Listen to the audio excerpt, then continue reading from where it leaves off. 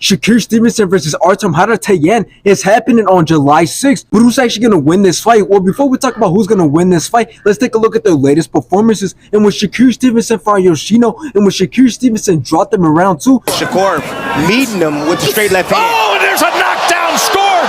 Then dropped him in round 4. Range, he will take some shots. He will. And then TKO'd him in round 6. Even in some of his biggest wins have taken punishment. That is another shot, and that's enough. After Shakur Stevenson went on to fight Edwin de los Santos, in which we all know this was the most boring fight in the whole entire boxing history. It was an absolute snooze fest, and when Shakur Stevenson was just running, but he still managed to outland Edwin de los Santos, and when Shakur Stevenson ended up winning by decision. For your winner by unanimous decision, Shakur! Now let's take a look at Artem's latest performances, in which he fought Humberto Galindo, in which Artem landed some nasty shots, dropped Humberto in round 4, and after this, Artem won every single round and won by decision. Nach wie vor der internationale Champion der WBC im Leichtgewicht, Artem! After this, he went on to fight Frank Martin. Yes, the guy that Gervonta Davis is fighting this year, in which Frank Martin blocked him in round 6. Martin is really unloading, and there he has Harutyunyan hurt. And then made him take a knee in round 12. And now a jab as Harutyunyan, and Harutyunyan takes a knee.